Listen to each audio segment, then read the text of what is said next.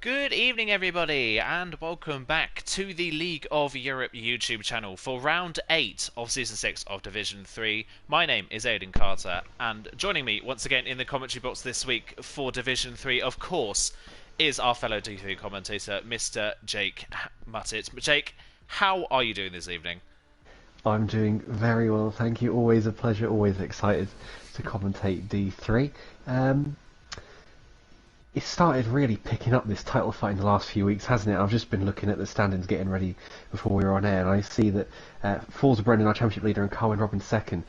Between them, they've had 7 podiums out of a possible 8 in the last 2 races. Tinkan's dropped away a bit, but I'm just so excited that we've got this immense battle ahead of us between these 2 drivers who, let's be real, on raw pace are D2 drivers, and it's going to be a fascinating battle. And they were first and second last week, first and second at France, and they might be first and second again, but I just can't wait to see how that's going to go down tonight.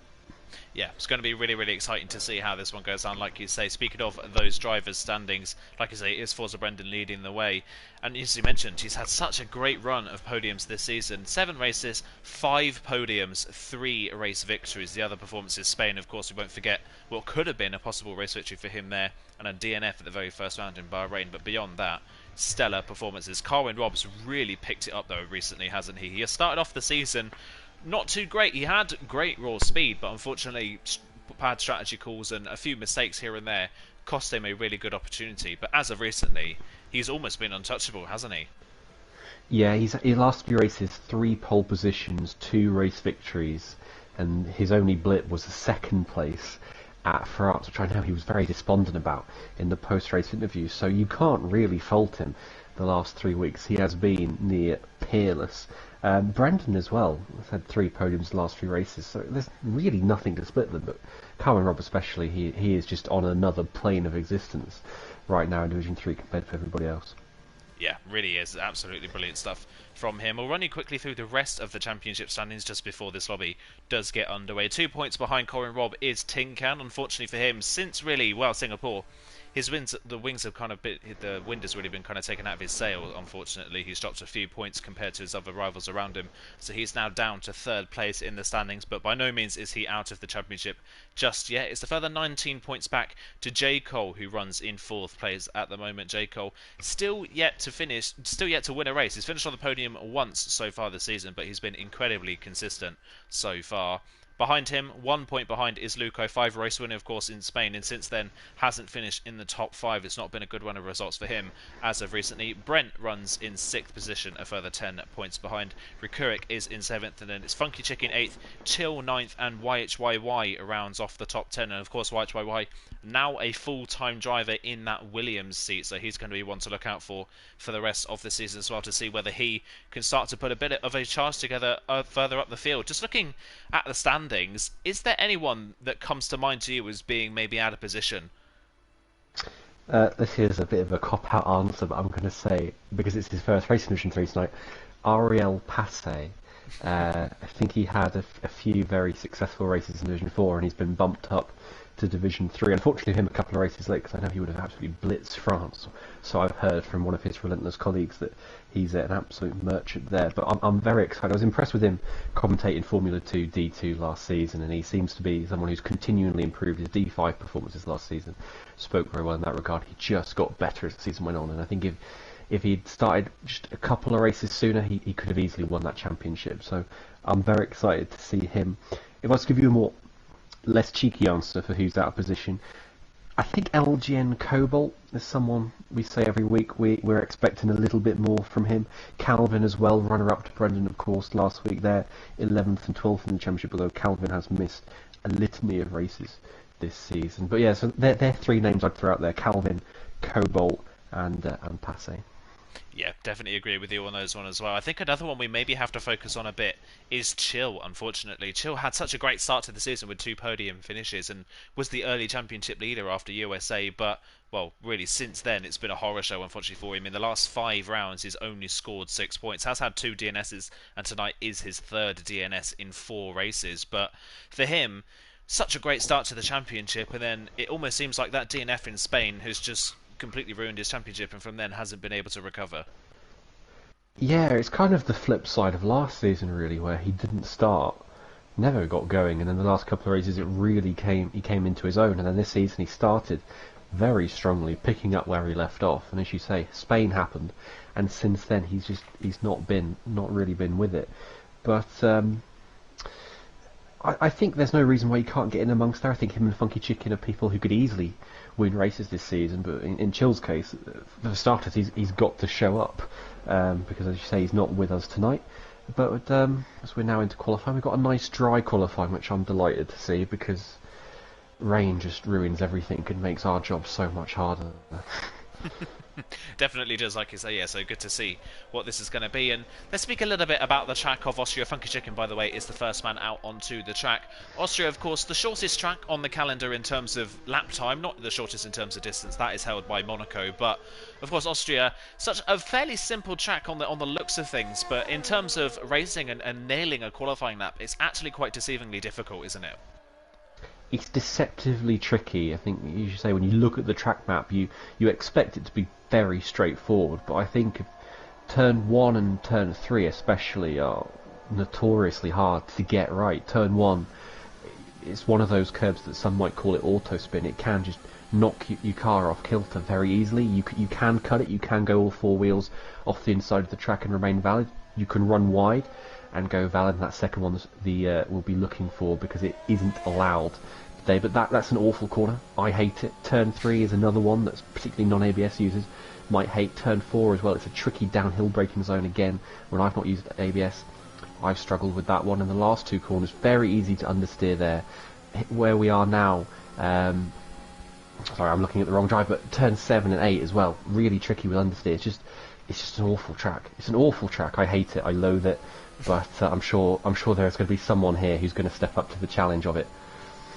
Yeah, definitely sure they will be running on board with Funky Chicken then. He's the first person on a lap. He's done a 16 flat for the first set, so we will be seeing people probably dipping into about the 15.8 region in this session. A lot of drivers, by the way, out on the track on a set of medium compound tyres, so look out for that one in this session.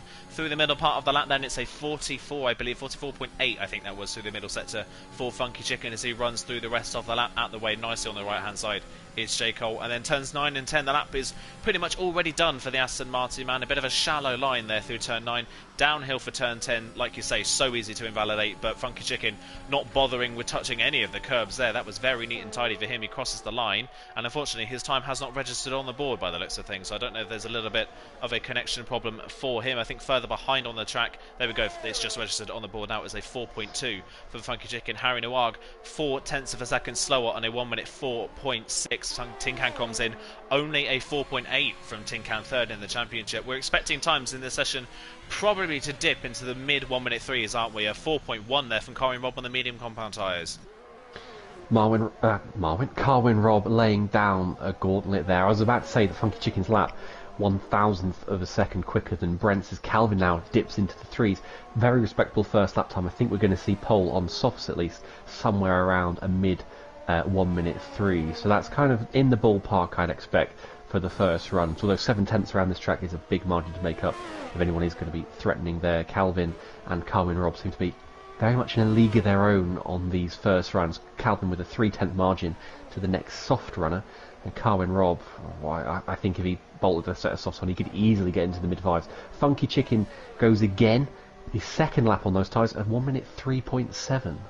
Good lap there from Funky Chicken in the Aston Martin. Of course, pole sitter once already this season. Pole sitter at Spain. Remember, unfortunately, that race didn't quite go his way. He's had good speed so far this season, but like you mentioned earlier on, it's just kind of not materialised a lot of times in races, unfortunately, for the Aston Martin man. So look out for him tonight. And of course, that is one thing about this track as well. Because the track is so short, you don't use a lot of fuel for a lap, so you can run 2 laps on the same set of tyres, as Noah proves in the other Aston Martin to do a 1 at 4.1 on the mediums as well. So he goes into P4 for the time being. We had one driver off at the final corner. I think that might have been Passe running wide at turn 9 and diving back into the pit lane at the end of his lap. Peter Gillis is on a lap at the moment in the Alfa Romeo, but I think he is diving into the pit lane having invalidated his first run. Another driver I think just popped up the order. That was Cobalt, I believe, on his second lap on the medium compound tyres. That's gone P9 on a 4.3. So yeah, we're going to see a lot of drivers possibly do this throughout the session. You can run 2 laps on the same set of tyres, and it's not really going to have a detrimental effect on you in the race.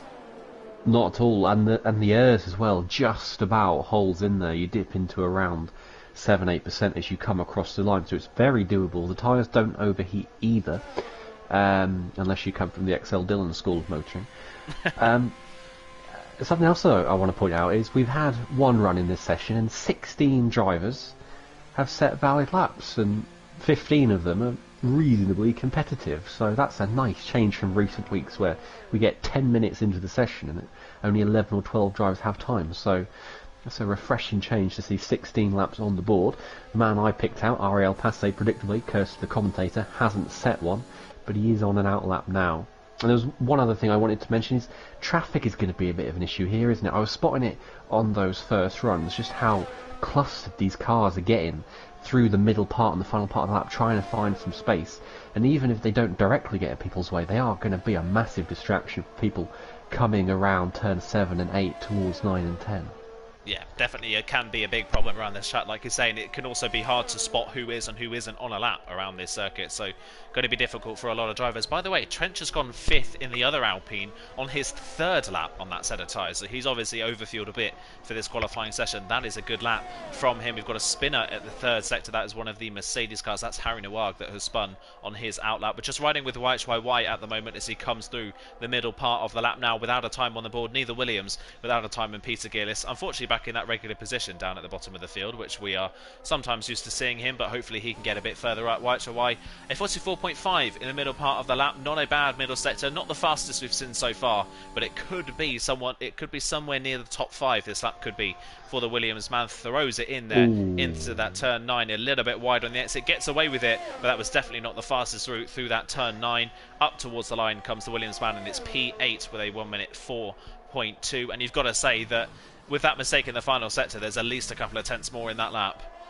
Yeah, he really backed off, and that was what I was saying at the start about the understeer. You feel through some of these corners. He stayed in 7th gear, and I'd always dip into 6th through turn 9 because you just get a much sharper turn in.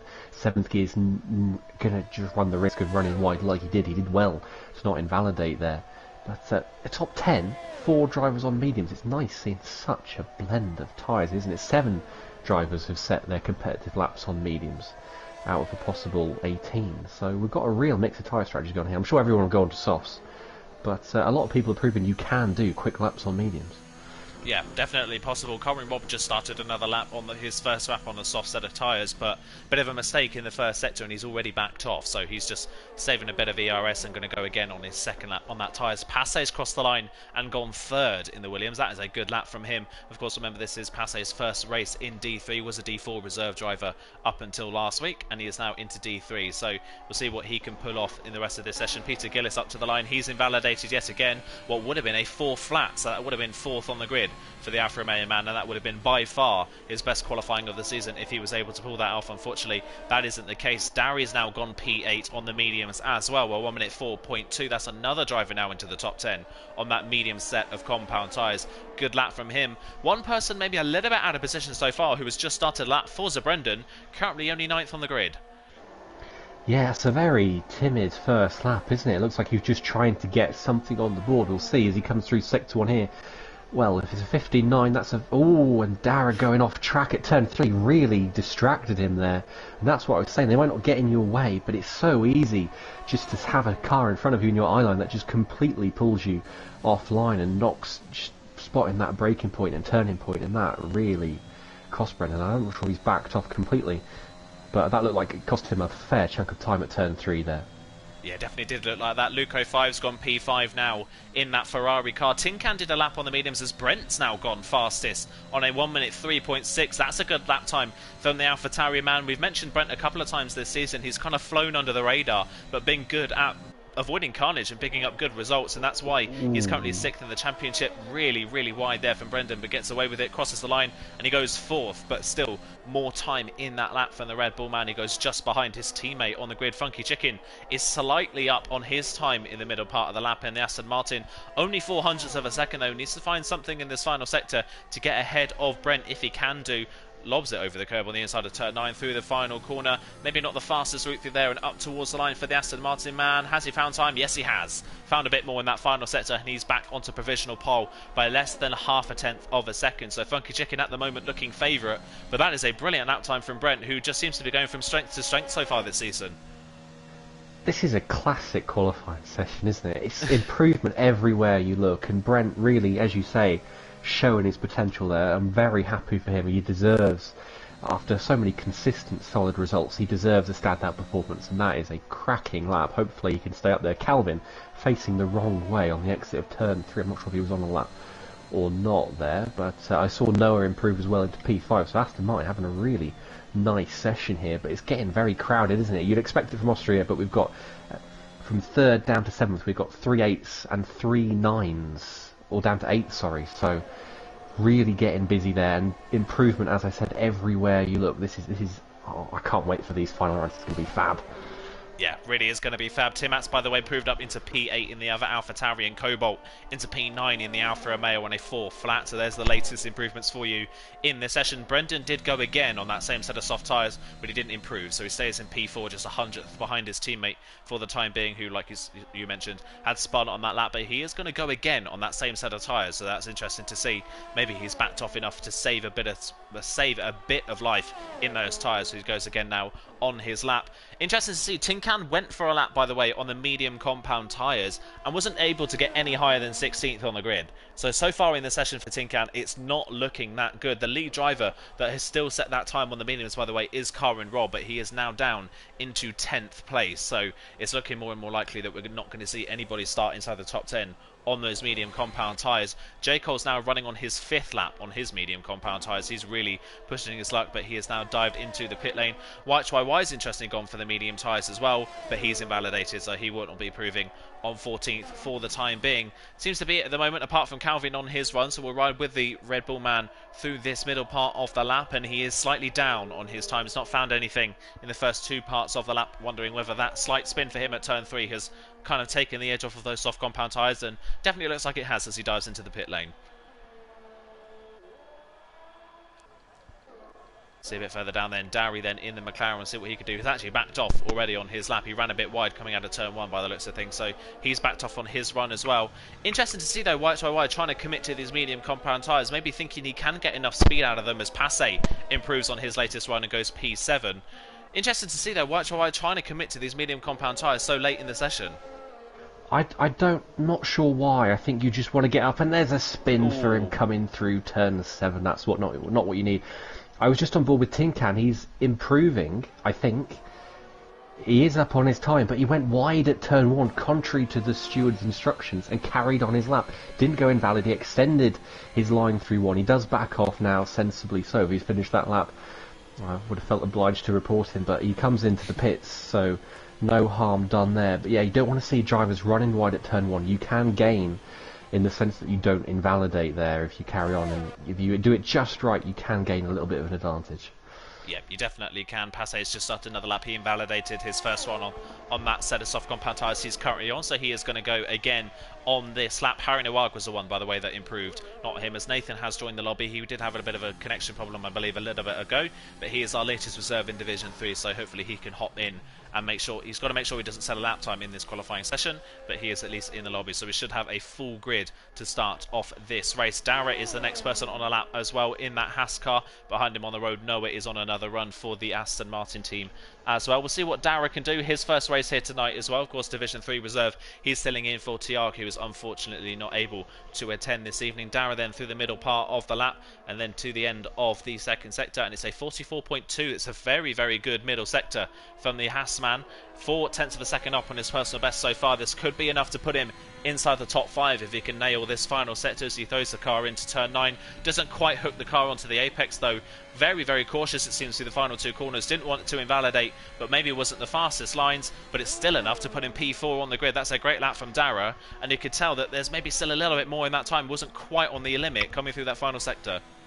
Identical lap time as well to Calvin. Calvin keeps the place. Usually it puts the person that sets the lap second ahead the game, even contrary to regulations, but they've done it the right way around this time. So same time as Calvin, but Dara goes fourth. And as you say, there is a bit more time in that, I think. Something else worth noting, Carvin Robb, his first lap on the softs, he went invalid at turn 1, and that is just, he's piling the pressure on himself for this last run. He's got to make it stick, not go invalid, and that means he's going to have to just maybe not go to the full 110% of his pace, because you don't want to risk that invalidation, because he's in 12th right now. He can't afford to make a mistake, so he just put everything on the last run, which is the thing you do not want to do, especially at a track like this where it's so easy to invalidate. So costly error there from Carvin Robb. Yeah, definitely a costly error. Could this be the first time this season that Carvin Robb is not on the front row of the grid? That would be a turn up for the books for this qualifying session. Someone else on the lap at the moment is J. Cole. He's 4/10 of a second up, and he's just invalidated coming out of turn 7 and through turn 8. So that's another person that's leaving it right until their final run. Currently down in 18th place. Tin Can and J. Cole, remember, 3rd and 4th in the driver's standings at the moment. 17th and 18th on the grid. It's not been a good quality session for them so far. Noah's improved up into P3. So it's an Aston Martin 1-3 at the moment. Good qualifying session for them. Calvin, another one on his final run, has also invalidated, so a lot of these drivers making mistakes on their final runs. Another one is Luke, who's also backed off on his lap. Of course, the benefit they have, as you say, is they'll all have fuel to go again. And just looking at the timing tower, only 4 people in the top 10, Chicken, Brent, Calvin, Dara and Tim Mats right now have done 1 lap on their best set of tyres. Everyone else has done their best lap on the second lap. So it could convey a small advantage into the race, but we'll see for people like Calvin, who are going to have to go again because they've invalidated that first lap time. Yeah, really leaving it to the last moment, as we mentioned. Of course, more drivers on lap. Then Funky Chicken is on a lap. He's just weaving his way through the 2 Alpines down the back straight, but they get out of the way quite nicely. Then Funky Chicken, our current pole sitter. Can Brent knock him off the top spot, or can Funky Chicken hold on to it? Can anybody else knock him off of that top spot? We've got one of the Mercedes coming to the line. I believe that is J. Cole, that's gone for another lap and is again invalidated. So that was a 3.8, but he's invalidated again as J. Cole. So that is a disaster for him. Another improvement a bit further down, that's Tin Can, who's gone up into the top 10, and Forza Brendan's gone second by only 0.02 of a second, but Forza Brendan currently not on pole. Funky Chicken crosses the line, and he improves now, and he's into the 1 minute 3.5s, improves further. Funky Chicken looking more and more set, like he could take pole position here. We've got a relentless front row, but Brent is coming through the middle sector now. We'll see how he looks on his Delta. He's 0.2 down, is Brent, so he's not improving. Luke has just improved to a 3.702. Where's Calvin? What's he looking like coming to the line? He's not quick enough. He's backed off. So he's going to have to go for a 3rd lap, is he? I don't think he's got the fuel, looking at his dashboard. And Passay's round out of turn 1. He's dropped. I said that was a spin curb. Passay's now bottled his final lap. Where's Tin Can? He's on a lap as well. I can't see who's improving right now. I'm not sure anybody is, as a matter of fact. Yeah, definitely doesn't look like a lot of people are improving. Some people are a bit further around their laps. Carvin Robb has just started his final run in the session, currently 13th on the grid. He needs to improve. Trench is invalidated. His final run in the session. Rekurik's not found any time in the Haas. Session is over. Forza Brendan and Matt's sessions are done. 2nd and 9th is the best they can hope for in this race. Tin Can didn't improve on that second run. He invalidated actually at the very end of the run. So 10th is the best that he can manage in this session. More drivers coming to the line. I think that might be why it's YY coming to the line, if I'm not mistaken. Was so many blue cars on this track map, it is hard to tell who is and who isn't coming to the line. Harry Nawag up to the line, and he's backed off before the line. He's not going to set that time. He stays 11th on the grid for the time being. Calvin did go again. He has got just enough fuel, I think. No, he hasn't. He's run out, I think, coming towards the line. So he's now backed off, and it's only 6th on the grid for him. Across the line comes, I believe that was Darry in the McLaren that has gone P11 now. More drivers coming up to the line. Carvin Robb can only manage 8th on the grid, interestingly. So he is well out of position compared to where we are used to seeing him. Dara has invalidated his final run as well. I think that's it. The only other driver out on the track at the moment is Tin Can. He's not pushing on a lap. So the session is over and done with. Those final runs in the end, a lot of drivers making mistakes on their final run. And Funky Chicken, fastest in the first runs of the qualifying, fastest in the second runs, and is able to hold on to it to the end of the session.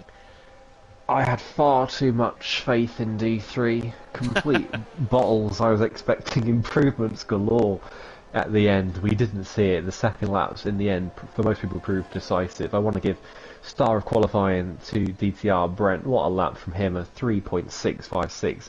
Just a tenth, well, 103 thousandths off pole position. Carvin Robb, well, I suppose that's damage limitation considering he invalidated his second lap. I don't think he would have been pushing as hard as he could have done.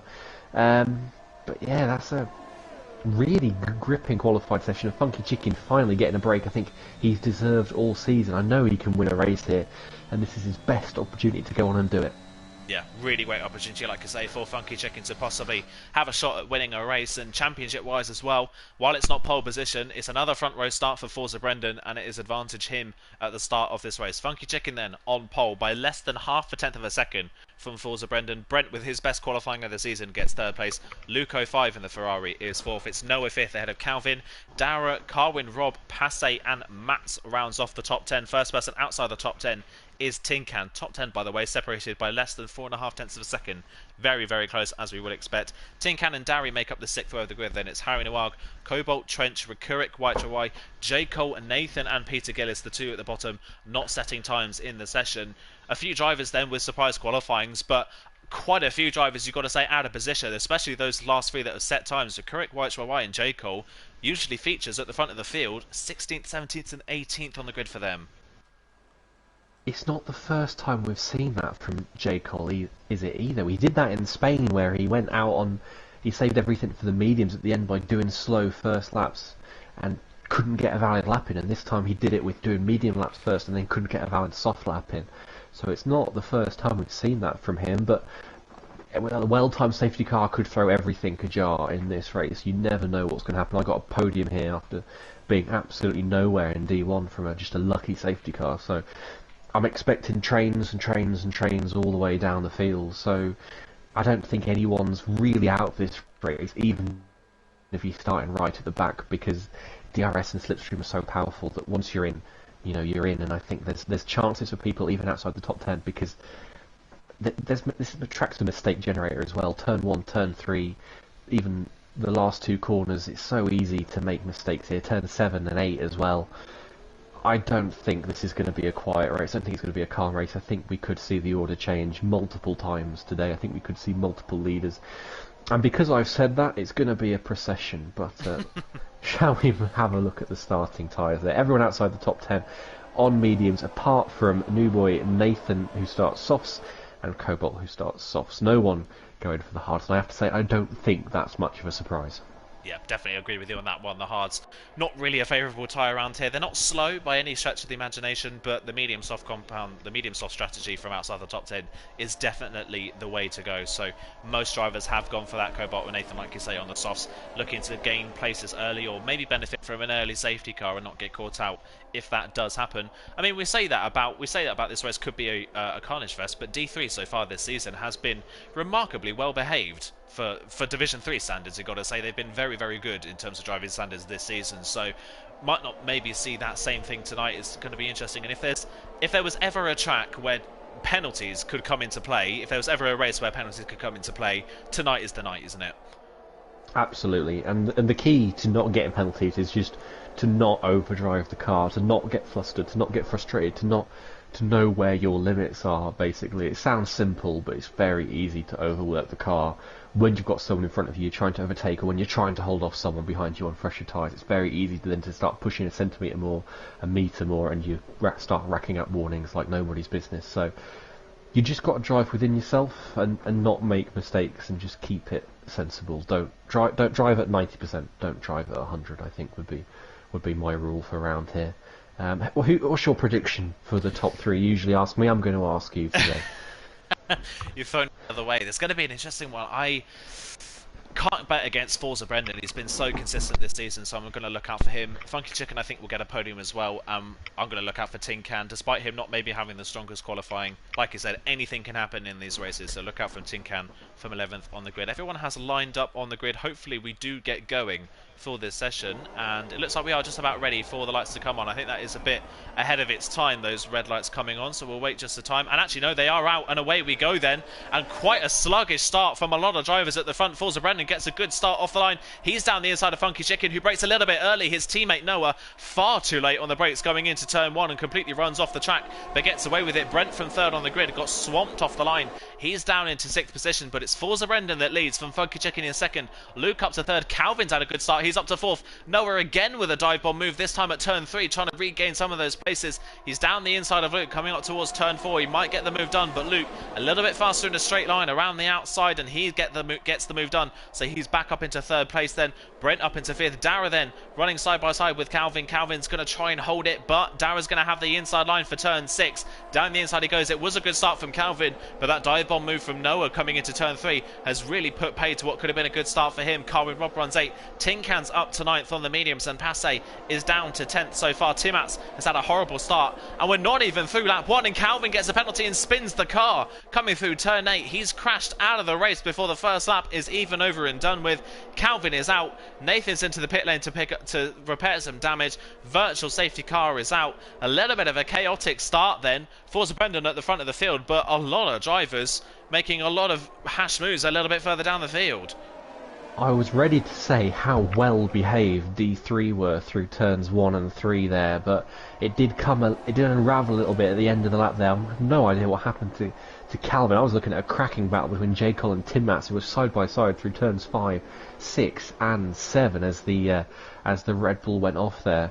But Carwin Rob had a great start off the line. He had a superb initial getaway. That's who I was on board with, looking for any shenanigans going on, and but he couldn't do anything with it. Noah went completely off track at turn 1. He got ahead of Dara and then got pinched up the inside.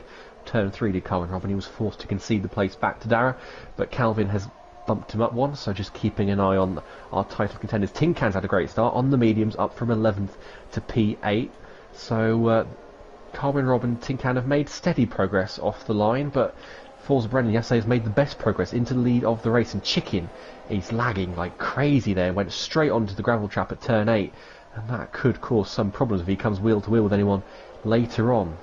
Yeah, fingers crossed that isn't the case. Hopefully we don't see that, but looks like we're just about getting ready to go again for the virtual safety car, and we are underway. I think we're still running yellow flags for my side of things. It's saying yellow flag all the way through the lap, but I think we are racing once again. So Forza Brendan leads the way for Funky Chicken and Luke05, who is running in 3rd place, but look at Noah in 4th, thinking about a move maybe down the inside of turn 3 on the Ferrari man. Can he get the move done down the inside? He isn't close enough, and we unfortunately do have Funky Chicken lagging up and down the timing boards. Unfortunately, he is running in 2nd place on the road. Luke really sideways coming out of turn 3, and Noah easily passes him down towards turn 4. Brent's trying to recover some of those places he lost at the start. He's got the outside line, but he's not confident enough on the brakes to make the move stick, so he stays in 5th place for the time being. They've gapped Dara a little bit, and look at Carwin Rob trying to work his way back past the Haasman around the outside. Can he get the move done through turn 6? It'll be a bold move if he can pull it off, but Dara runs him a little bit wide offline, and Carwin Rob can't get the move done. Further down the field, by the way, Timats did start this race in 10th.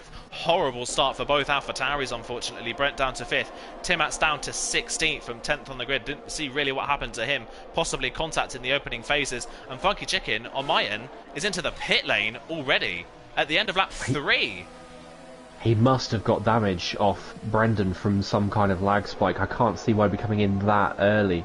Hards. But no front wing change. He's just had enough, and he thinks I'm going to run all the way to the end unless his lag is causing him to see a safety car or something. I don't think so. We've got White Joy Y, who's facing the wrong way at the exit of turn 1. He just rights himself now. That's a very strange but very bold call from Funky Chicken. He's thinking he can just run in clean air and get the business done at the back.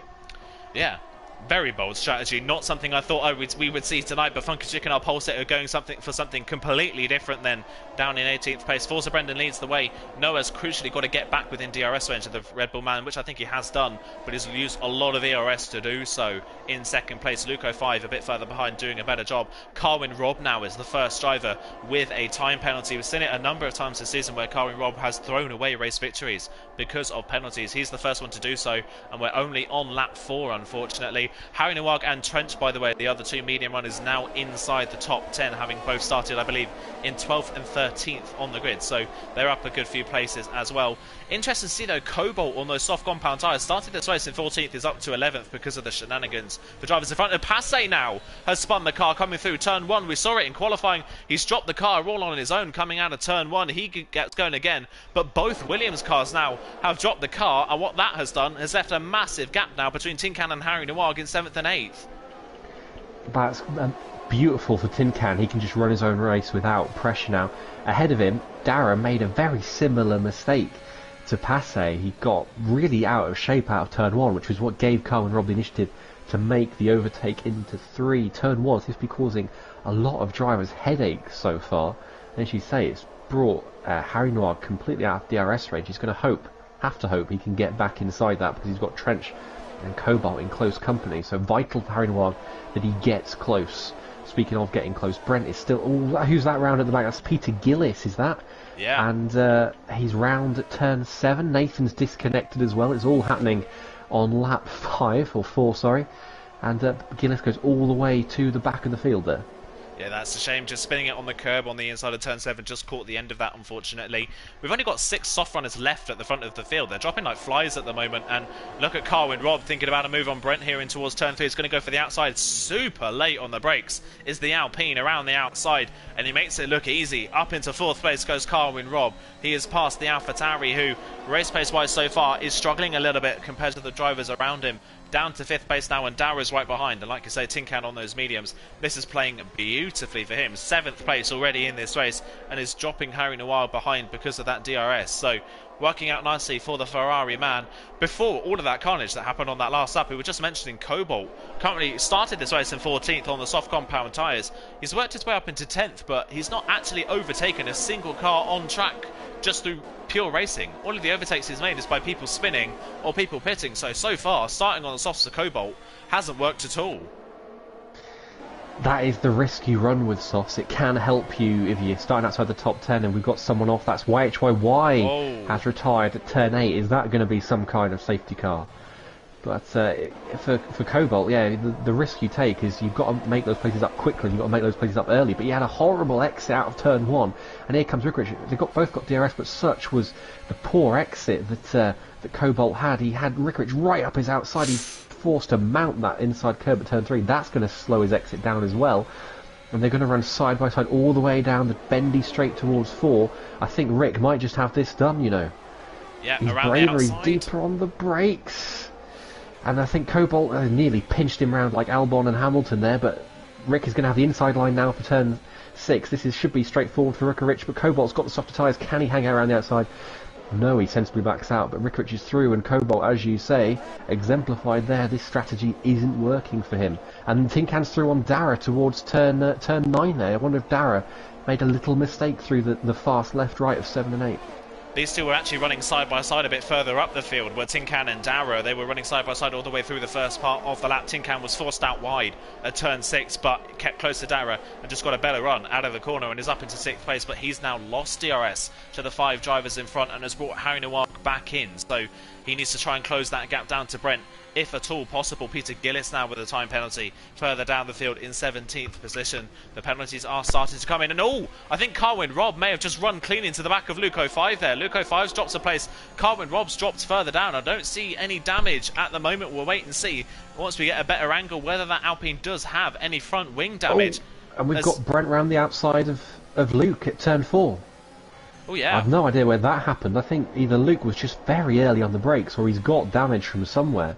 But he was just so slow, and Brent just drove clean round the outside of him. No fight from Luke at all.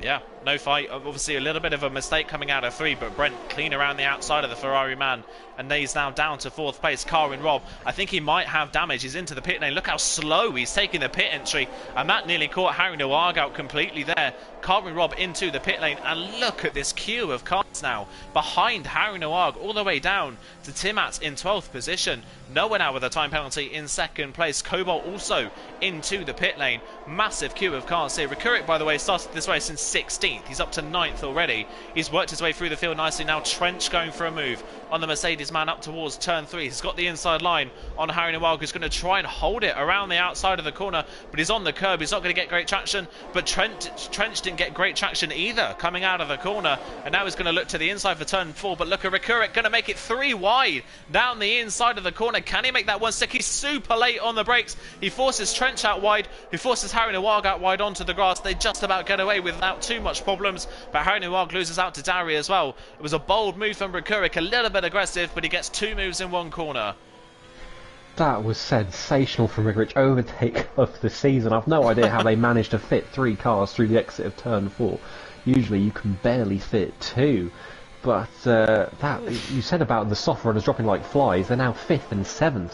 8th, ninth, and 10th. The soft runners have completely dropped off the face of the earth here, apart from our leading quartet. And even then, look how close Tin Can is to Luke. And in fact, went really wide out of turn 1. And here comes Tin Can, just breezes clean past him. I think Tin Can was let go by his teammate there. Brent can do nothing about that. And Tin Can has picked up another 2-for-1 offer here, just like Rick behind him.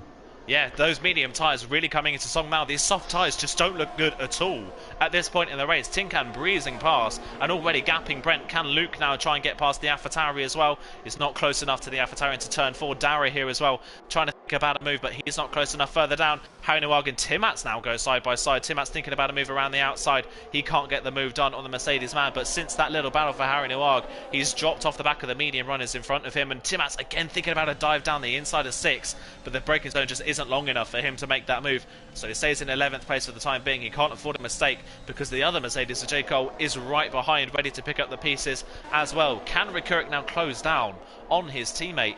You can tell these soft runners are trying to go until they can get the mediums on. Dara's in at the end of lap 10.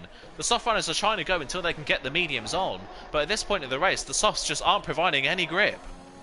Well, this was something we'd never got around to talking, really, the minutiae of the strategy, but the softs can pit lap 7, lap 8, and the mediums can happily go to the end. We've got McLaren round at turn 1. That's Dari joins the turn 1 club for this afternoon.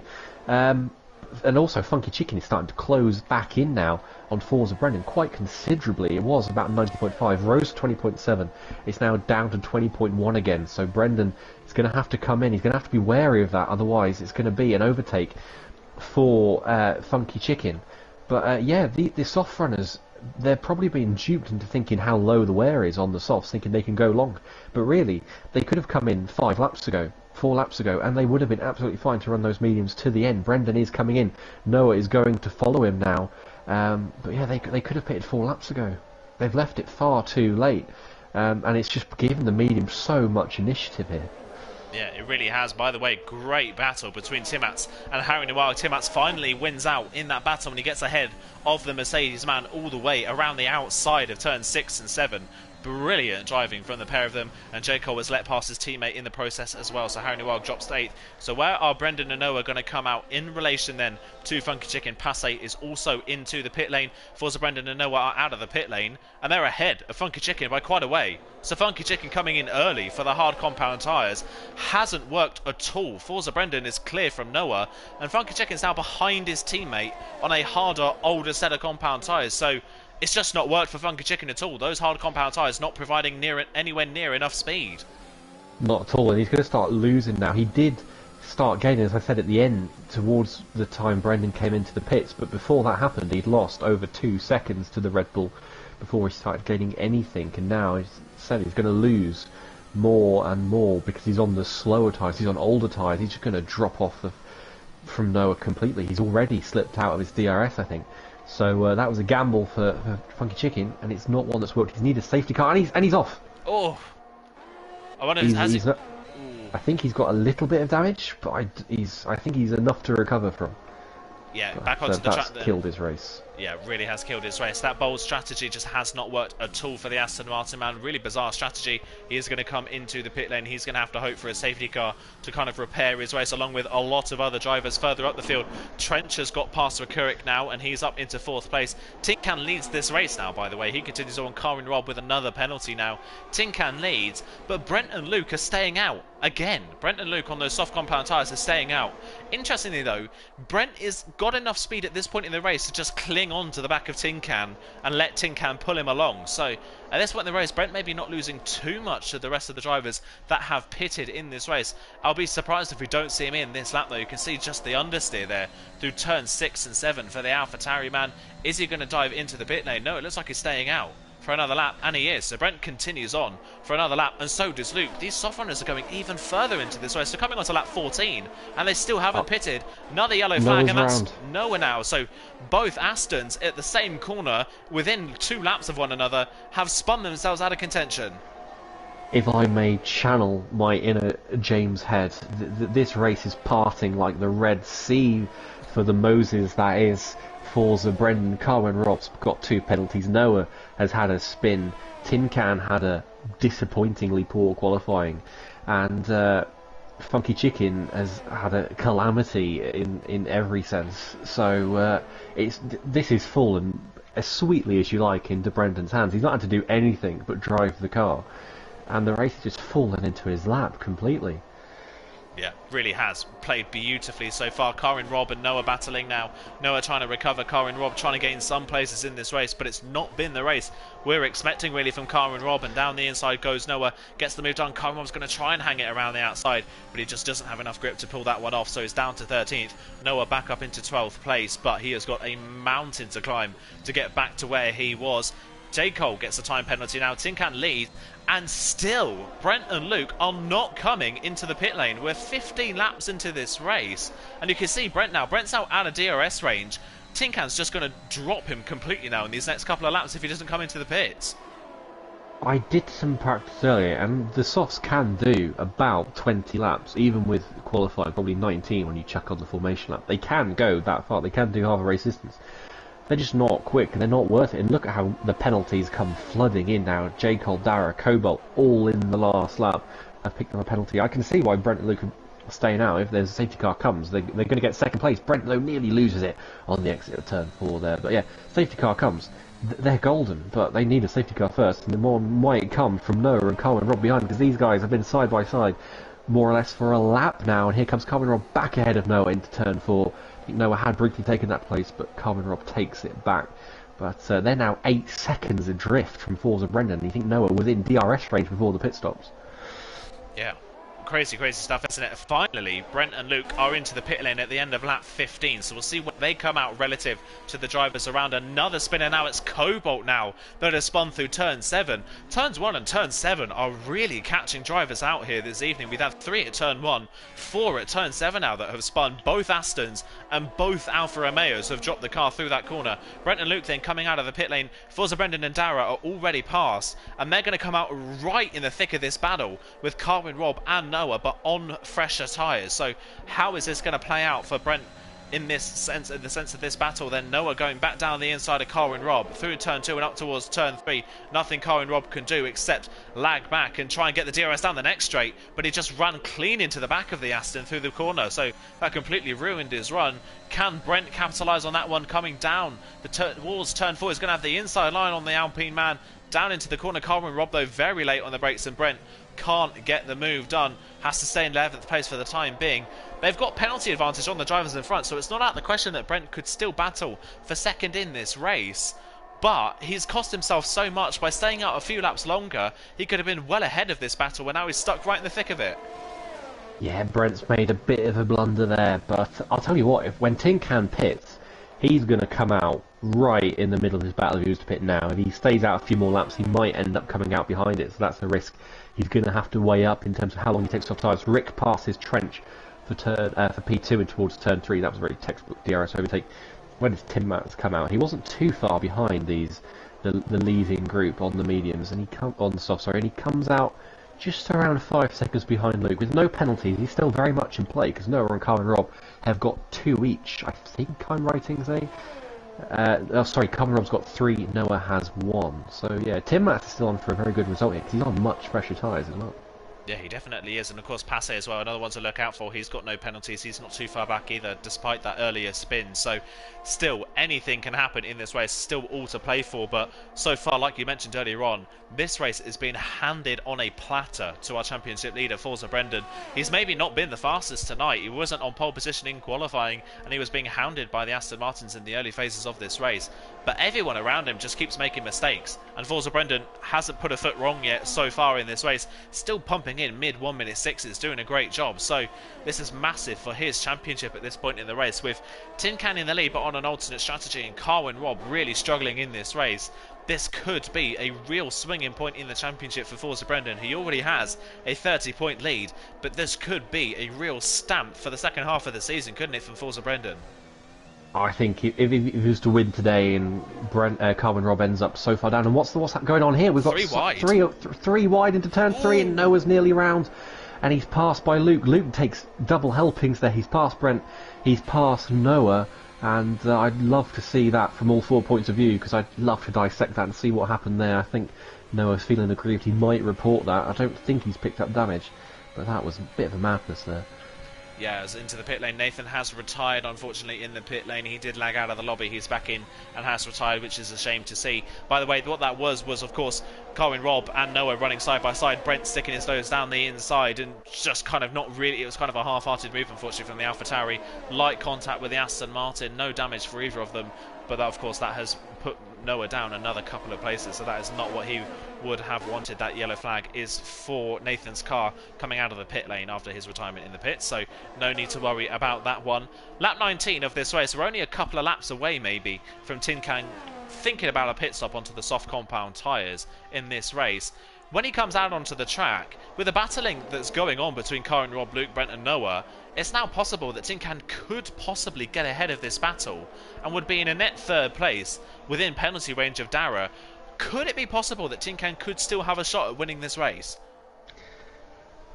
I think that's a stretch, to be honest. Even if he gets... Right now, when he pits, he's going to come out behind this battle by about 2 or 3 seconds, and then he'd have to get through all of them. Although, Noah's out. And is that a safety car? It is. It is a safety car. Oh, but Tin Can's past the pit entry. Rick and Trench have not. J. Cole comes in, Harry Noir comes in, he's going to have to queue. Brendan comes in, so Brendan's going to be consigned to a net 5th here. Dara comes in, Carwin Robb stays out. Yeah. Luke stays out. No, Carwin Robb comes in, but he didn't take the appropriate line into the pits. Naughty boy. But yeah, that's going to be very costly for Tin Can. What is his luck? They will be held to a delta, though, for the outlap, so he might yet be fine. I'm not sure. I think he is My fine. voice is going. Been that race so far, hasn't it? But yeah, Tin Can, I think he's safe. I think he passed the safety car while the safety car was coming out the pit lane, so he doesn't need to worry. He's still running to a delta, so is everybody else, so he's not going to lose out as much as he would have if he would have had to come into the pit lane.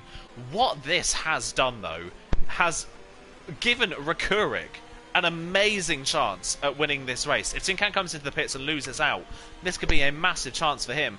The one thing I will say, Brendan's come in for another set of medium tyres.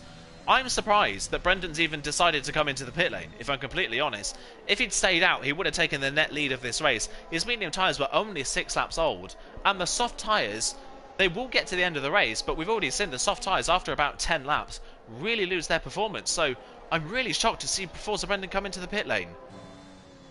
I'm very surprised he did that, but I'm even more surprised that he went for mediums rather than softs. Yeah. Softs can comfortably go to the end for me. I said they could do about 20 laps, even with qualifying, so they can easily do the time we have left. Tim Matz is coming into the pits again. He's only on 2-lap-old mediums, so I don't know why he's coming in. Harry Noir went for a fresh set of hards. He obviously hadn't pitted. He's coming back in, and yeah, Tin Can out in the lead by 5 seconds. Obviously, that'll be wiped out. But yeah, Ferrari 1-2 is on the cards. Is it Bahrain? All over again, I have to say. That is, what a treat for Ferrari. What a treat for Mercedes it was as well. Well, for one of them, Harry Noir suffered hugely, didn't he? Yeah. Really did suffer. He's come back out onto the track. He's going to be behind Passe then, and down in 12th position is the Mercedes man. Real split then in strategies. We've got Tin Can at the front on softs. So Luke hasn't pitted. He's on the medium tyres. This could be a great opportunity for Luke to act as a buffer for the rest of the field. Rakurik, Trent and J. Cole all on soft compound tyres. Our net race leader for this whole race has been Forza Brendan. This safety car has massively played against our race leader and has played into the hands of his championship rival Tin Can now, who now leads this race. Behind him, we've got Dara on softs, Colin Robb on mediums, Brent and Matt, the 2 AlphaTauris, are on soft compound tyres, and then everyone behind that is on the mediums apart from Funky Chicken. Our pole sitter down in 15th place on a set of soft compound tyres. So a real split here. Like you mentioned, the softs will go to the end of the race. Do you think, though, those on the mediums will have a bit of a pace advantage maybe in the final 5 laps of the race? Possibly, but they're so far. I mean, the first fresh medium runner is Brendan in 6th, and he's not going to get anywhere near, I should think, those soft runners ahead of him for a while. So sitting here at this point in time, I can't see it, but you know how quickly things change, and you know how there's nothing like a late safety car to motivate people to dive bomb. So we shall see. Funky Chicken, I'll be interested in his progress though. He's got 4 medium runners ahead of him. He can get some good points there. He's not got any penalties. Carmen Robb has got 9 seconds worth, so he is going to plummet like a stone. and I think more penalties will start coming, is because everyone's bunched up, everyone's fighting, everyone's thinking about overtakes, everyone's scrapping over the next place. So I think we're going to see a lot. We could see a lot of warnings flood in the last 14 laps, more penalties than we've seen already. So I think anything can change here, really, in the face of this race. The only thing I think that it's a safe bet right now is that Tin Can is probably in the best position. He was quicker than Rick and Trench behind him anyway. And if there's ever a race that Tin Can is going to win, it's going to be a race like this. So that's my only bet, that Tin Can will go on and win. Behind him, I have no idea what's going to happen. A safety car is in this lap because our whole field is bunched together. Yeah, we're all back together then, so it's going to be a Ferrari 1-2 for the safety car restart. And if there ever was a time that Tin Can needed a race victory or an advantage over Forza Brendan, it's now. Forza Brendan's been on such a run of form recently, with 4 podiums in a row, and Tin Can's not had the best of runs recently. He hasn't finished on the podium since his last victory, so he really needs this one to work his way. He really needs to get a win in here to stop the full momentum of Forza Brendan.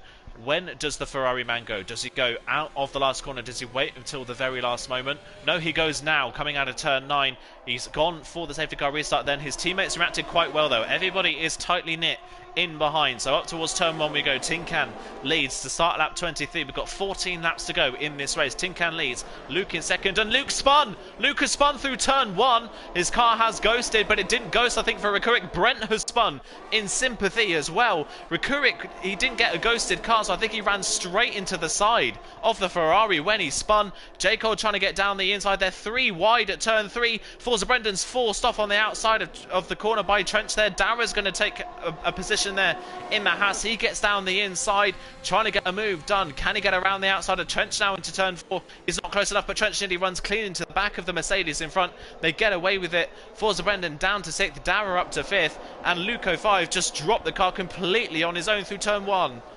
Another member for the turn 1 club. Brendan's eye was completely lit up there at turn 3. Sailed it down the outside. Penalty for Rickarich. How costly is that going to be at the end of the race? But yeah, Brendan looked like he thought for a second he could get 2 or 3 places there, and he ended up getting none of them and nearly ended up losing a place to Carwin Robb, who is right on his tail, the championship rival. Brendan can't afford to lose points here, not with Tin Can up front and not with Carwin Robb behind him. No matter how many penalties he has, he's got to play the percentage game here, and he can't try overtakes like the one he tried last lap. But that's left J. Cole very vulnerable, 1.3 seconds behind Rickerick, who's sailed off now, even with that penalty. And here comes Dara actually down the outside of Trench into turn 3. He backs out of that one. Brendan sails into the back of him nearly, and that's going to give Carwin Robb room up the inside, is it? No, Brendan gets a straighter exit off turn 3, so that covers him for now. But yeah, this is a mad battle for for P3. But that Brendan nearly cost himself DRS there by going so deep into 3. Yeah, the last time we saw this situation for Brendan when he was mid-pack after a safety car restart was Spain, and of course we remember how that turned out. He went for a dive bomb move and spun the car out of what could have been a podium position for him, so he's got to try and learn from that mistake and think about the bigger picture here. But Carwin Robb right behind him is ready to pounce if Forza Brendan does make a mistake.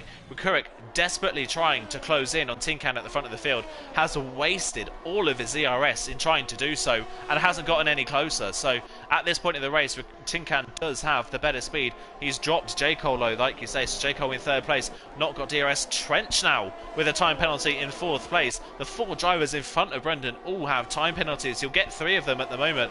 He's not quite within range of Rikurik to get past him on his penalties, as Dara again at turn 3 thinking about a move around the outside. Is going to switch back to the inside on the Alpine. They make wheel-to-wheel contact coming out of the corner, but Dara's down the inside. They rub nearly down the straight towards turn 4. Can Dara get this move done? They make more contact down towards the corner. They just about get away with it. That was very, very aggressive racing. Trench is going to try and get him back now through 5 and up towards turn 6, but we've seen already in this race Dara force people out wide at this corner, and again Dara late on the brakes down the inside. He gets that 4th place. It was very aggressive racing, but Dara does get the move done, and Trench loses the car midway through turn 7, and Forza Brendan gets the move done, and Trench spins the car coming through turn 8. Yet another spinner at turn 7 and 8. That's our 5th driver at that corner today, and he's now going to drop down to the back of the field. Trench was seeing red there, wasn't he? That was nearly an airplane crash into turn 3. I think he was so annoyed. His head never really settled for the rest of the lap, and he ended up... Well, I think I don't think that was anyone's fault with the incident with Brendan going through turn 8. I think that was just a case of Brendan was taking his line and it was just he was recovering Trench just at the wrong moment. And I said about Funky Chicken, watch his progress. Ooh. He's speaking of, he's up to 11th. There's about 3 cars go wide at turn 3. Gives up a place. I wonder if he had a yellow flag there. Turned a good place back, but Chicken was making such tremendous progress. I don't know where to look. Tara and Jacob trading places now into turn 4. Yeah, it's all going on at the moment, isn't it? Funky Chicken, I think, went for the move on Cobalt, and they both made contact and both went off the track, and Darry has passed the pair of them in the process. And so... Dara's round. Dara's round at turn 8. And he's reset to track. Oh, that's definitely going to be a penalty. Yeah, that's going to be a penalty for Dara, that reset to track. But that's our 6th driver now that has spun at that corner. So many drivers are being caught out at turn 7 here this evening. And now Forza Brendan, Carmen Robb picks up his 4th penalty of the race. Forza Brendan now has a great shot. Dara's round again. Oh. And he's reset to track again. My, as Cobalt's into the pit lane, I think, to repair his front wing.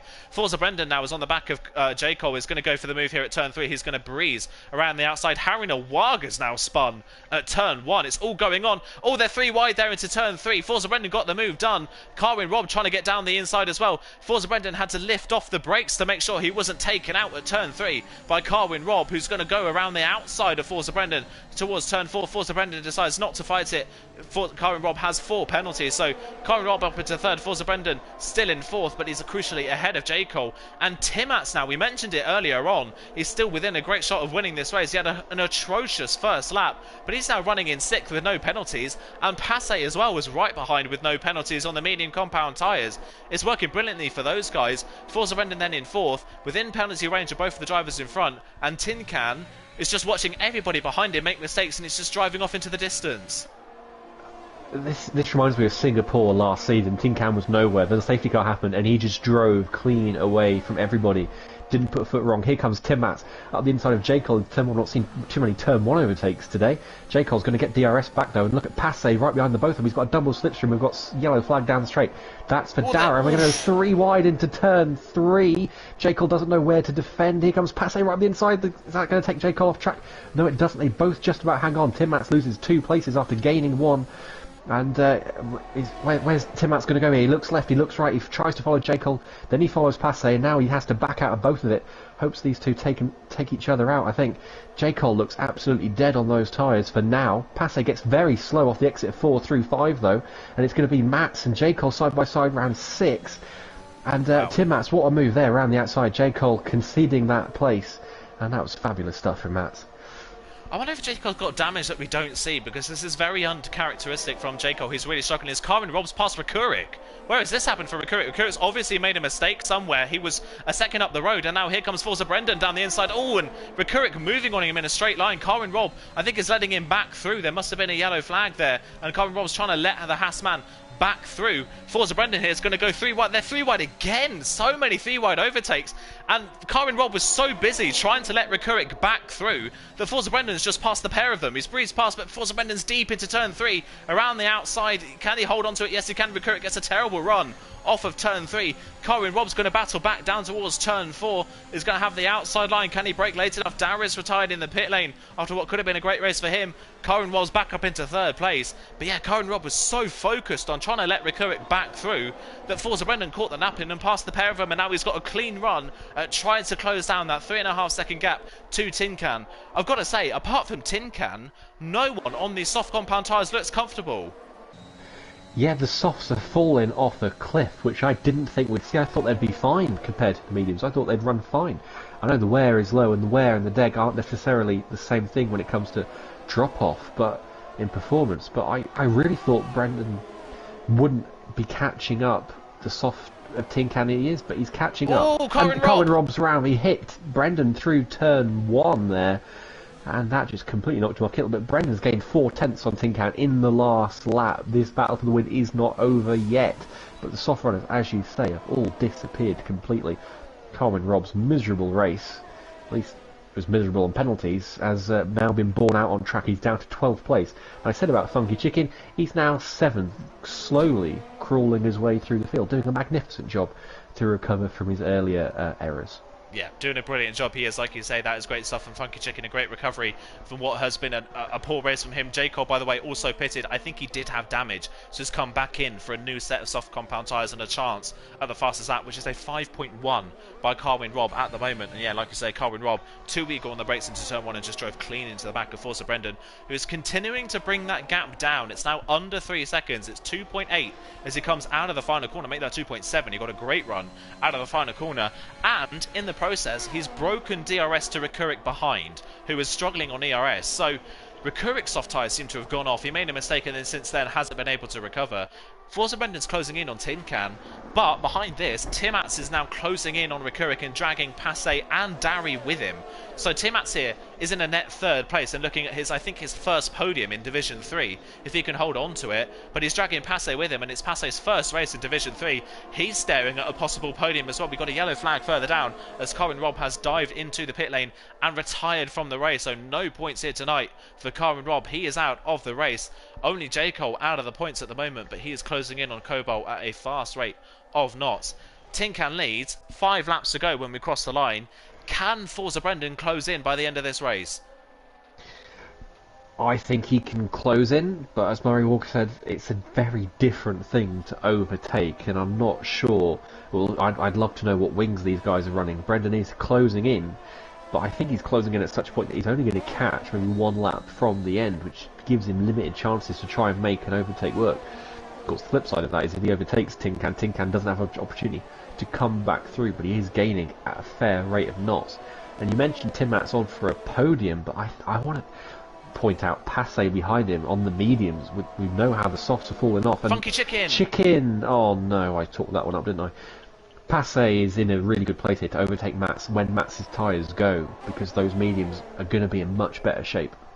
Yeah, they really are. As there we go, J. Cole fastest up at 1 minute 4.9 then. He's got the point, but he's out of the points at the moment, so he won't score that point as it stands unless he gets back into the top 12. Trench further down, by the way, past Brent, who's down to 9th, but Trench does have 2 penalties to his name, I do believe, so Brent will be able to hold on to that one for the time being. Then J. Cole has passed Cobalt into turn 3 and gone straight on at turn 3 and has let Cobalt straight back through, so not the easiest of overtakes there, and Cobalt does have the DRS down towards turn 4 to hold on to it. The gap's come down quite considerably on this lap between Tin Can and Forza Brendan. It's now down to 2.1 as he comes out of the final corner. Timats is now within DRS range of Rekurik as well, so it's all really going to spice up with 4 laps to go in this race. It's starting to look like the softs are fading just a little bit. They were great at the start of the stint, helping drivers get through the field and helping Tin Can get away, but it's starting to come back towards the medium runners. Forza Brendan, Passe and Dari all looking strong at this point in the race. Timats close to the back of Rekurik at turn 3, but he's not going to go for the move. Is he going to think about a move though?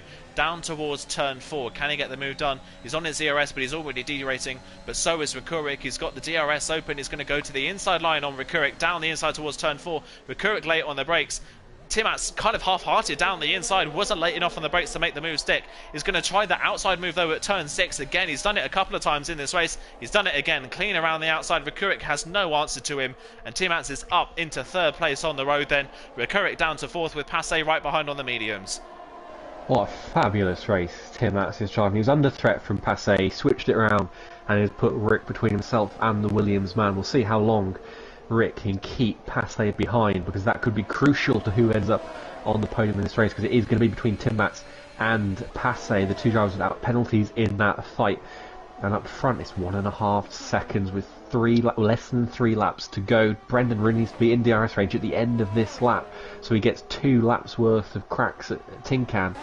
Tin Can's just got to try and not make a mistake. Penalty for Trench down in P13. And here goes Rikurik back on Timats, actually, up the inside of turn 3. That was nicely done, but Timats is going to have DRS back now, is he? No, neither of them's got DRS on the run down to turn 4, so that's going to give Passe a chance to close back up. So the game decided they were so level that neither of them could have DRS. Very spiteful there from Codemots. But 1.6 this lap is the gap between Brendan and Tin Can. Is it going to come down enough? I don't think it is. I think he's going to have to be right on the back of Tin Can to make that move. And he's only gained a 10th this lap. Yeah, Tinkan's done enough on this lap so far to hold the time, but we've seen most of the time has been gained in this final sector for Forza Brendan. So what can he do for these final two corners? On board with the Red Bull man. He had to back off big time there through turn 10 to avoid getting a penalty. I think he's on 2 warnings in this race, and yeah, didn't gain any time unfortunately on the Ferrari man this lap. 2 laps to go. It's this lap that he needs to get within DRS range. As Timat's now the move down towards turn 1 on Rekurik, but that's going to give Rekurik the DRS down towards turn 3. He's got the run on the AlphaTauri this time around. Is Passe close enough to challenge as well? Passe's got way more ERS than both of these guys. He's going to look down the outside. He has to back out of it at the last moment. There just wasn't enough space to go 3 wide this time around. Rekurik back into third. Timat's right behind. But again, these two really low on ERS. Passe, though, the straight's not long enough down towards turn 4. He's not close enough to make a move. Timat's down the inside again of Rekurik this time in towards turn 4. Can he get the move done? Rekurik's going to try and hold it around the outside, but he doesn't have the pace to pull it off, and Timat's is back up into third. But these two's low level of ERS could leave them vulnerable to Passe on the final lap of this race, who's got way more ERS that he can dump, and Dari's almost at 100% ERS that he can dump as well. Final lap coming up, and Forza Brendan, it's 1.3. He's so close, but at the moment it doesn't look like it's quite going to be enough. He's going to have to use all of his ERS down this straight to try and get under 1 second. What is it? It's 1.05, 0.6. It's not enough into turn 1. He's going to have a beautiful turn 1 and try and get the run up the hill, and he has got it, but neither of them have got any ERS. I think Brendan might just sneak the ERS towards turn 4, but it's not going to be enough. Yeah, I don't think it is as he gets into the braking zone. I think he has, like you say, just got DRS, I think, coming in through the corner, and he loses the regard. Actually, didn't get DRS, so that's it. Rekurik is down the inside of Timat's again at turn 3, but that's going to give Timat's the run towards turn 4. They're still going at it, these two, in this race. Great battling, great clean battling between the two, and Timat's down the inside. I think is going to get this move done well before the corner this time. Passe's going to think about a move as well down the inside, but he's not close enough in the braking zone. He could get a really good exit from the corner, though, on the Haas man, who really loses the rear of the car, and Passe around the outside towards turn 6 is going to try and go clean around the outside of the Haas man. Very Timat style overtake here. I think he's going to get the move done. He does a little bit of contact there with Rekurik, but Rekurik backs out. Passe gets the move done, but through the final corner, Timat's, look at Tinkan slowing right down here in these final two corners. Forza Brendan was so close, but Tinkan is going to get the win here in Austria in such unlikely circumstances. Only a 10th in it in the end. Forza Brendan tried his hardest, but he wasn't quite close enough, and Timat's is going to hold on for his first podium in Division 3 and his first podium of the season. Great driving from him. Passe recovers to 4th after an early spin. Dari did pass Rekurik on that final lap as well. Rekurik's soft tyres had gone.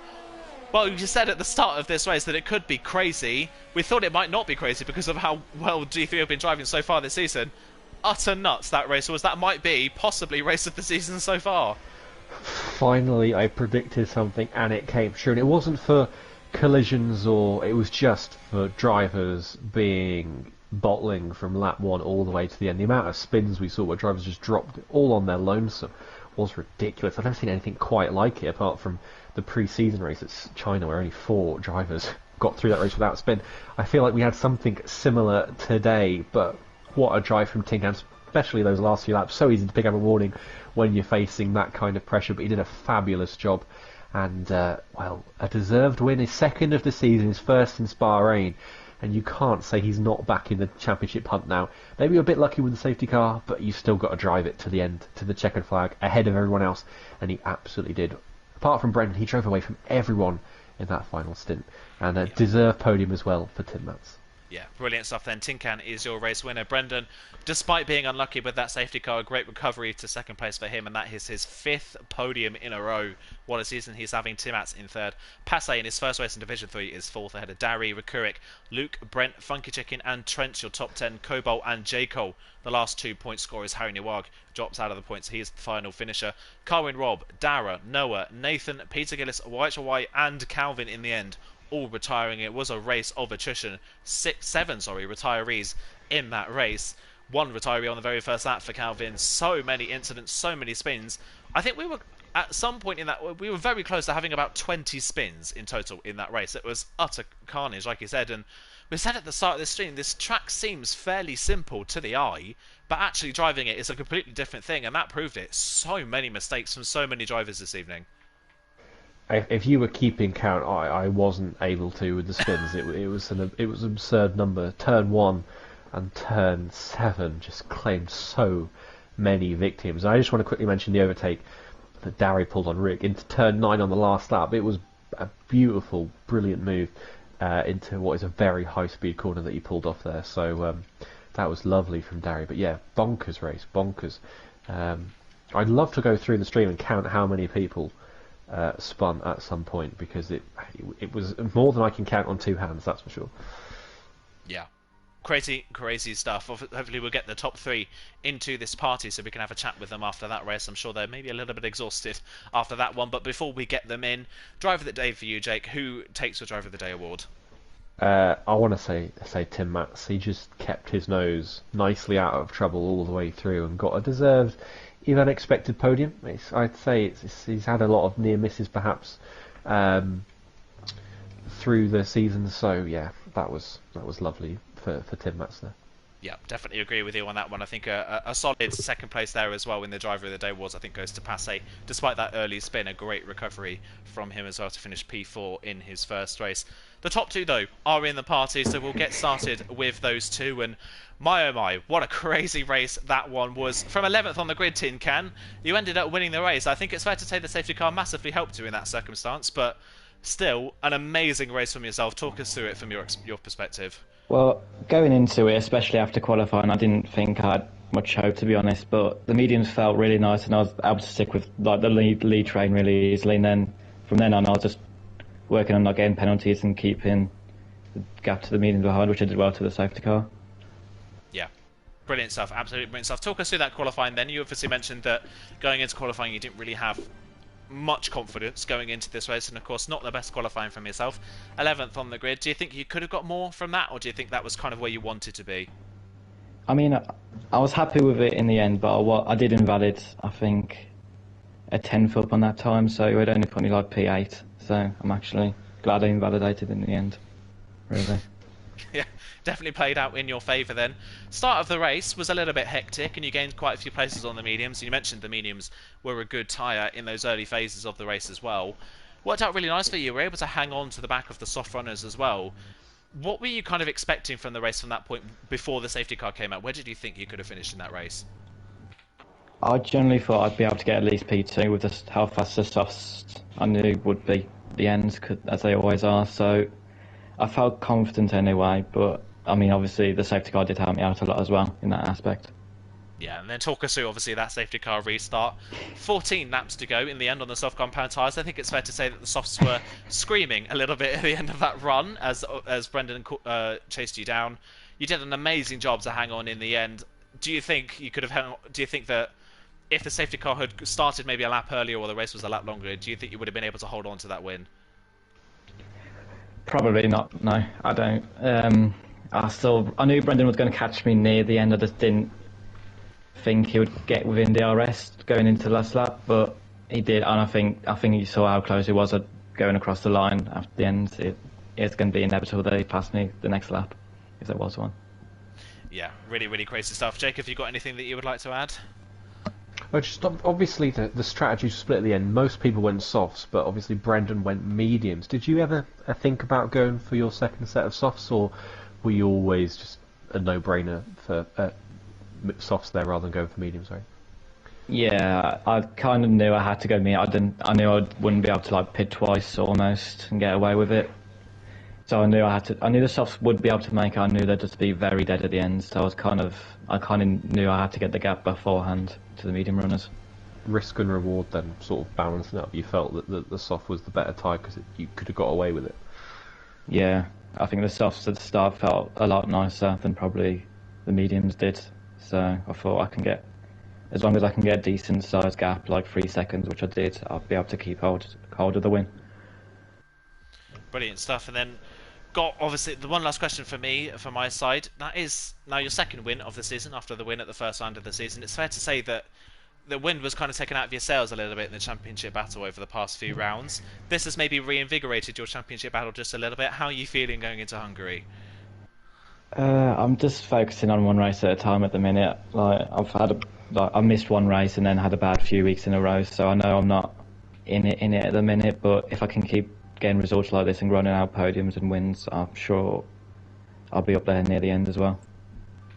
Yeah, Brilliant, brilliant stuff. Thank you so much for joining us in the commentary box once again, Tin Can. Great to see you on the top step of the podium. So let's move on down to our championship leader and the second place man in this race, Forza Brendan. It's fair to say, for the first, well, 2/3 of that race, it looked like you had that one in the bag. Everyone was making its mistakes around you and it was nice and clean. That safety car didn't play to your favour in the end. It was very close, but not quite able to win that race. How was that from your perspective? Yeah, I mean, it's obviously annoying, but it was a really fun race. I'm obviously gobsmacked because like I really, really wanted this win because this was the track I made my debut in league racing last season, and I don't know, to get the win would have been special. I knew it wasn't going to be easy anyway because, even though I had probably a gap towards everyone, I just knew that Tin Can probably at the end would come back because he was showing really, really good pace on the mediums towards the end of his stint, just actually before the safety car came out. So I knew, it would have been close, but yeah, just ultimately a pretty crazy race overall, but a few questionable moments from people around me. I don't know what my driving standards were like, but it was pretty hectic at times. I probably I'm not sure if I had wing damage or anything at the end because the car felt a little bit unstable. But yeah, it is what it is. Yeah, it's still a great recovery though to finish second, and that is now your 5th podium in a row. You're having fair to say, an amazing season so far. Obviously, your championship lead has shrunk just a little bit, but only by about 5 points. So you still have a race wins advantage at least over the rest of the field in the championship battle at the moment. Obviously, qualifying, you didn't quite get pole in the end. Do you think you could have got pole in qualifying, or do you think Funky Chicken was just a little bit too out of reach? Well, he was basically sweating it all day because he was telling me all the times he was doing over Discord, and I was just sat there. I was totally burnt out over the week. I just was sat there. I was going, I've done all the practice I can. I'm just not really, I'm not trying to focus on it. But no, he done really well. His pace in qualifying was immense, and obviously at the end, it just comes down to just trying to weigh up the risk and reward. As long as I'm on the front row, I think that's kind of my mindset. I'm not really bothered about getting pole. As long as I just have a chance at the race lead, that's all I care about really, because, I could push it, but, over the course of practice, I found all this week, even if you try to just push it just by a tiny bit, it was so easy to lose the car. So to me, I just wanted to just keep the car on track the whole race in qualifying, and I mean, in the end, it was pretty good. P2, I mean, that was a terrible qualifying by myself, compared to what I was doing over the week. I was doing 0.3s at one stage, but that's when there's no pressure, so it's totally different when there's points at stake. So Very, very different. Yeah. Jake, have you got anything that you would like to ask our second place man? Yeah, just as Aidan said, it's 5 podiums in a row now. Do you feel like you're driving at your maximum level, or do you feel like there's still more that can come from you, at least in terms of race performances? Because for me, it's just been, you've been, since Spain, you've not really put a foot wrong, it's felt like. yeah, definitely. That's just one of the things, because I actually love listening back over the commentary, because there's always moments you always mention, oh, I wonder if Brendan will be thinking about Spain here, and that's what I always do. You're able to read my mind, definitely. So that has definitely played a role for sure. I mean, that scarred me, to the point of where I was I was the one that put myself in that situation. So, it's in my hands at the end of the day, as to how I can do. But I think, to be honest, I feel really good, but I think I still have more to. There's still more in the pot. I really, really do. I really do think that. But that's what I'm sort of just trying to do with this championship, because I do want to set myself up for next season as well. So I do have my eyes firmly on where I'm going next season. But yeah, I mean, overall, I just really, as I said last week, I'm just really enjoying racing. Tin Can's done such an amazing job. He was up against it today, and I told him last week that, his season will turn around. It's not over until it's over. So that's just the mindset I'm going with as well, that anybody can still win this. So I just need to give it my all, really, until the last race. It's definitely working out in your favour so far. It's your mindset has worked brilliantly so far. Thank you so much again for joining us in the party for the 5th time in a row. Thank you so much for joining us, and likely we might see you back. See you next week. Yes, cheers, guys. Thank you. Put some pressure on yourself for that one. So let's move on then to our 3rd place finisher and his first podium this season. Tim Atz, how are you doing? I'm sure you're very excited after that one. How was that from your perspective? Mate, those last few laps, they were the most stressful laps I've ever fucking driven. I mean, if those laps were like the fucking villain of pulling your hair out, I wouldn't have had any hair left by now. Jesus. Stressful, yeah. I'm literally sweating. Jesus Christ. Very apologies there for language as well, by the way. But yeah, Sorry. very, very stressful end to that race for you. Obviously, a great battle with Kurik and Passe at the very end of that race, and you were able to come out on top.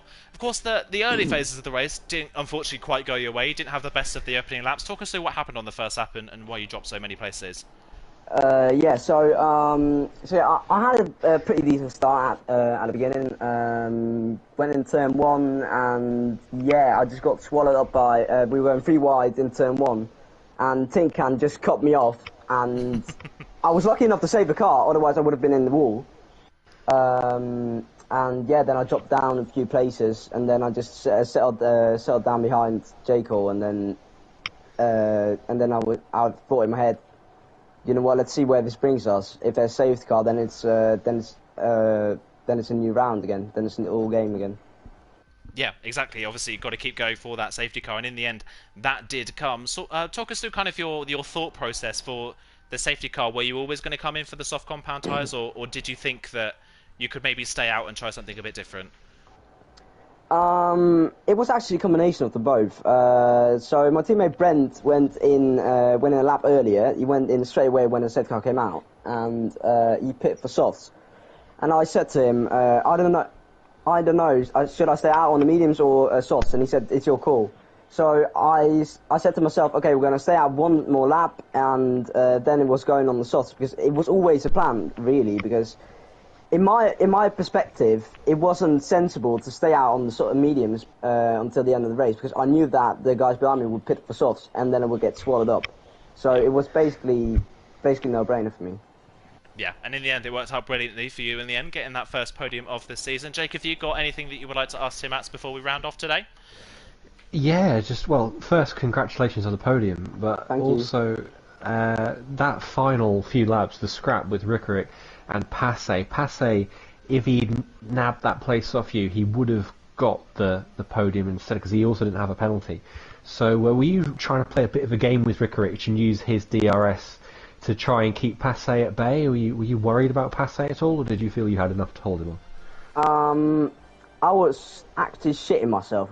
I was actually like, I was scared of Passe, because he was rapid. I mean, on the memes, I thought that when I was approaching him, I was like, okay, you know what? I'm on the softs, he's on the mediums. This is easy. But he stayed with me the whole time, and then when the final laps came, then it was my thought of, okay, let's try and get as quickly in Rickerik's DRS as possible, use him, and then just overtake him lap by lap. If he overtakes me, it's okay, because he's got a 3-second time penalty.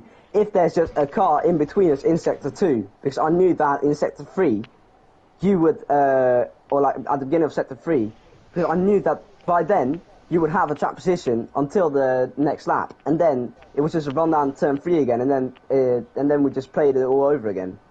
So yeah, I mean, it was really a game just to keep him behind, because I knew that if Rickerik was between us, then he would have to get past him as well, and Rickerik wasn't going to give up that place easily. Yeah, brilliant stuff, and in the end that worked out perfectly for you. Congrats on your first podium this season. Thank you for joining us in the party Thank for you. for the end of race interviews. Hopefully we'll see you again at some point this season.